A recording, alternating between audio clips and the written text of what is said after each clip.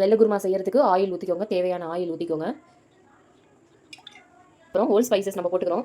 பட்டை, கிராம்பு ஒரு 3 எடுத்துருக்கேன், ஏலக்காய் 1, கல்பாசி கொஞ்சோண்டு, சோம்பு. நல்லா எண்ணெய் காஞ்சதுக்கப்புறம் இதை போட்டுக்கோங்க.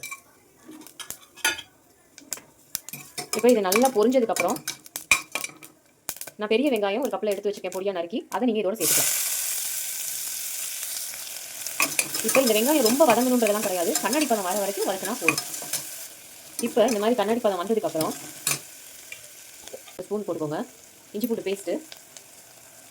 ஏன் இது மஞ்சளாக இருக்குன்னு பார்த்தீங்கன்னா, நான் மஞ்சள் தூள் போட்டு எப்போதுமே இஞ்சி பூண்டு அரைச்சி வச்சுக்குவேன். இப்போ அதையும் நல்லா வதக்கிக்கோங்க. இந்த டைமில் கொஞ்சம் கருவேப்பிலையும் போட்டுக்கோங்க, போட்டு நல்லா வதக்கிக்கலாம். இப்போ பச்சை வாசனை போனதுக்கப்புறம் தக்காளி நான் வந்து ஒரு பழம் பெரிய பழமாக தக்காளி நறுக்கி வச்சுருக்கேன், அதை இதோட நான் சேர்த்துக்கிறேன். அதையும் இதோட போட்டு இப்போ இது வதங்கினதுக்கப்புறம் நான் இப்போ இதில் வெஜிடபிள்ஸ் எடுத்து வச்சுருக்கேன். காலிஃப்ளவர், உருளைக்கிழங்கு, கேரட், பீன்ஸ், பச்சை பட்டாணி என்கிட்ட இல்லை, இருந்தால் நீங்கள் இதில் ஆட் பண்ணிக்கலாம். இப்போ இந்த காய் எல்லாத்தையுமே நான் இதில் சேர்த்துறேன்.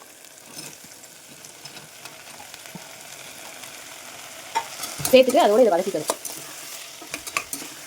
இப்போ இதில் வதக்கணும்னு தண்ணி வந்து நான் தேவையான அளவு நான் ஊற்றிக்கிற தண்ணி, உங்களுக்கு எவ்வளோ குருமாக்கு வேணுமோ அந்த அளவுக்கு நீங்கள் தண்ணி ஊற்றிக்கோங்க.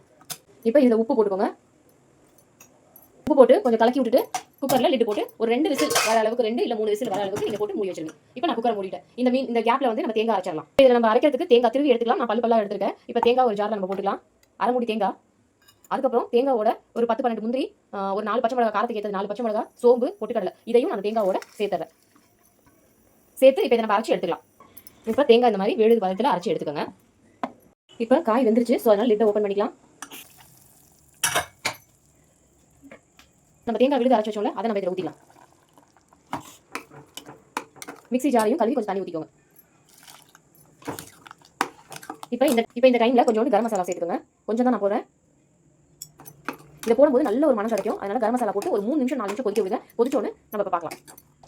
இப்போ இது நல்லா கொதிச்சிருச்சு. இப்போ இந்த ஸ்டேஜில் நம்ம கொஞ்சம் கொத்தமல்லி போட்டுக்கலாம். அவ்வளோதான், குருமா ரெடி. இந்த குருமாவை நீங்கள் சப்பாத்திக்கு, பூரி, ஆப்பம், தோசை எல்லாத்துக்கும் சாப்பிடலாம். ரொம்ப டேஸ்டியாக இருக்கும். இந்த குருமா வந்து நான் சப்பாத்தியோடு தான் சாப்பிட போகிறேன். இந்த வீடியோ பிடிச்சிருந்துச்சுன்னா லைக் பண்ணுங்கள், ஷேர் பண்ணுங்கள், கமெண்ட்